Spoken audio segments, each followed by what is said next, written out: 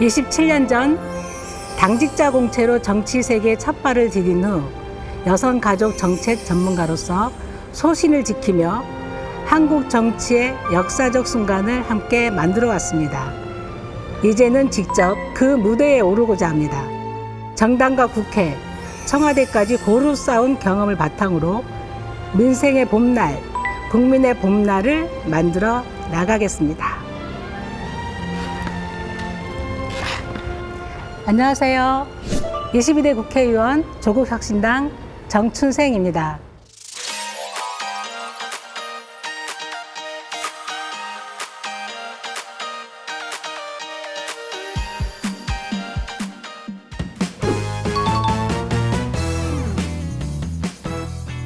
시작할까요? 그것도 질문이 5가지. 지금 시작해. 지금 기분은? 나 떨고 있니? 나의 장점은? 열정과 지랄? 여기서 안 되나요? 여성 정책가? 조금은 인정. 내게 제주는? 영원한 고향. 제주의 아픔. 4.3의 아픔. 각오 한마디. 끝까지 간다.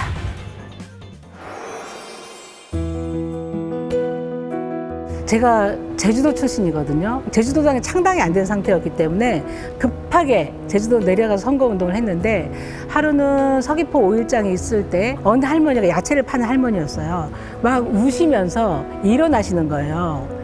우리 조국 대표님 사진을 계속 어루만지면서 고생 많았수다에, 고생 많았수다에, 이제는 울지 맙소, 이렇게 하는데 저도 너무 눈물이 나서 한참 동안 할머니께 인사드리고, 정말 열심히 해야 되겠다, 잘해야 되겠다, 여러 번 인사드리고 왔던 기억이 납니다.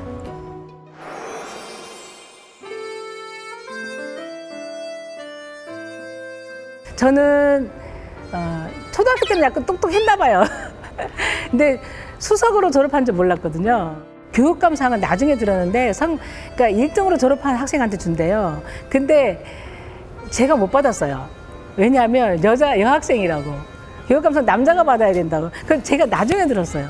큰언니가 하루는, 제가 고등학교 때 그러더라고요. 야, 내가 도와줄 테니까 너만큼은 큰 물에 가서 살아라. 육지 가서 대학 다녀라.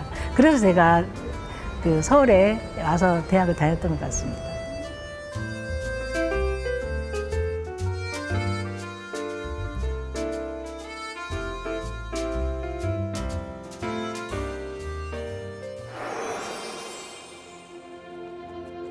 제가 88학번인데 그때 굉장히 그 학생운동을 많이 했고, 민주주의 학생연맹이라고 해서 각 대학별로 막 지부들이 있었고 그랬거든요. 머리띠를 메고 막 구호도 외치게 하고 이런 거를 선배님들 시킨 거예요. 막 깃발도 들게 하고. 내 이름 모른 상태에서 성명불상으로 해서 현상수배를 어느 날 갑자기 쫙 붙인 거예요. 현상금 300만 원. 1년 넘게 그 수배 생활을 했는데 거의 1년에 한 7, 8번은 이상하게 했던 것 같아요. 잡혔을 때 오랜만에 본 어머니의 얼굴은 예전에 몇 년 전의 얼굴하고는 완전 다른 얼굴. 머리가 많이 하얗고 주름도 많이 생기셨고 그런 얼굴이었는데, 부모님은 차라리 얘가 잡혀서라도 내 얼굴 봤으면 좋겠다, 이런 심정이었대요. 많이 미안했죠. 네.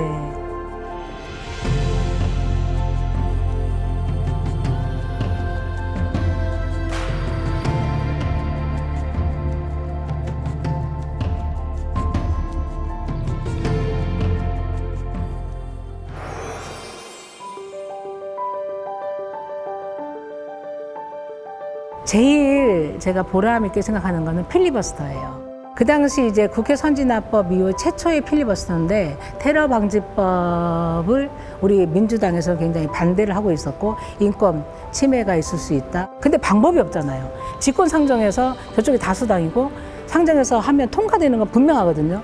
그때 찾아낸 게 무제한 토론 필리버스터였어요. 그래서 제가, 대표님 이거라도 한번 해보시죠. 할까? 의원들이.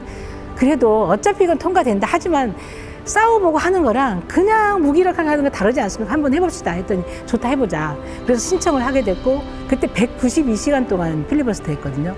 그때부터 전화가 빗발치는 거예요. 당으로. 너무 잘한다, 이제야 야당 같다, 이제야 민주당이 일을 하네. 그 기획한 사람이 저예요. 필리버스터. 하자고 했던. 그게 보이지 않는 곳에서 당직자들이 많은 일들을 하거든요.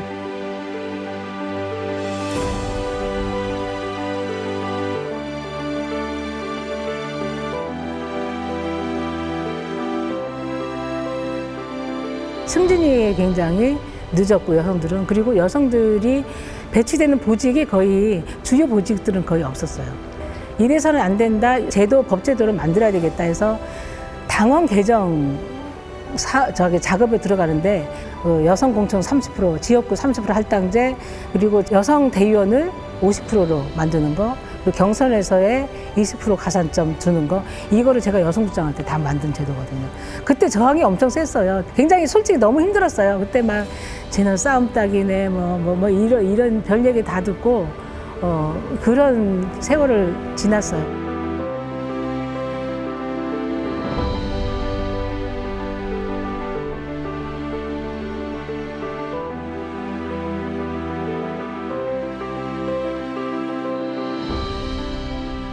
내 스스로 내 실력과 역량을 입증해야만 됐어요.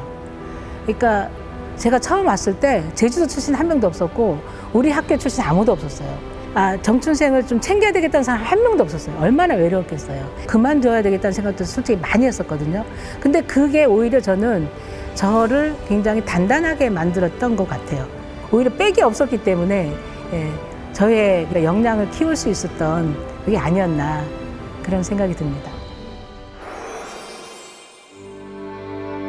흔한 얘기로 제주도에는 같은 날에 한 마을에 제사가 많이 있다, 이런 것처럼 저도 늦게 알았거든요. 우리도 피해자 가족이라는 걸 몰랐어요. 왜냐하면 우리 어머니가 얘기를 안 했어요. 오빠 두 분을 한꺼번에 잃으신 거죠. 그러니까 그런 아픔이 다 있는 거예요.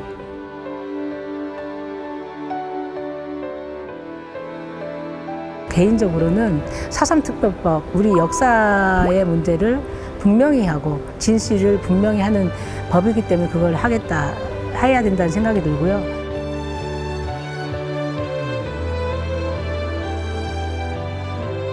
그리고 제가 선거 과정에서 전국민 돌봄보장 공약을 했어요. 그러니까 우리가 태어날 때부터 죽을 때까지 누군가의 돌봄을 받으면서 살다가 그 생을 마감하거든요. 더 이상 여성의 문제로, 한 가정의 문제로 맡겨두지 말자, 이런 생각이 있고요. 그래서 영케어러 지원법, 그리고 육아휴직 활성화를 위한 거, 가족 돌봄 효과를 위한 이런 거를 전국민 돌봄 보장을 위한 입법 시리즈를 차근 하나하나 준비를 하고 있고, 돌봄 문제를 지역 사회가, 국가가 책임질 수 있도록 차근차근 챙기면서 준비하겠다, 이런 생각입니다.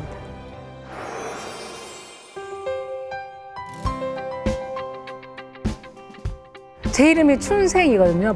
너무 이름이 촌스럽다고 어릴 때는 엄청 놀림 많이 받았거든요. 그래서 이름이 정말 싫었어요. 그래서 사람을 만나고 하면 당연히 저 누굽니다, 이렇게 소개하잖아요. 저는 저 이름을 절대로 먼저 얘기를 안 했어요. 싫어서. 그랬는데 어느 순간 내 이름은 어차피 못 바꾸는 거고 차라리 다르게 생각하자. 봄춘 날생이니까 항상 봄처럼 생기 있게. 그렇게 생각을 하면 된다. 항상 나는 언제나 봄날, 이렇게 생각하면 되는 거 아니야? 그렇게 생각을 바꾸면서 내 이름에 대해서 좋아지기 시작했어요. 너무 좋아요. 네. 선서. 나 22대 국회의원 정춘생은 성실한 의정활동으로 민심을 아우르는 정치로 민생의 봄날을 만들 것을 국민 앞에 엄숙히 선서합니다. 2024년 5월 30일 국회의원 정춘생. 네, 수고하셨습니다.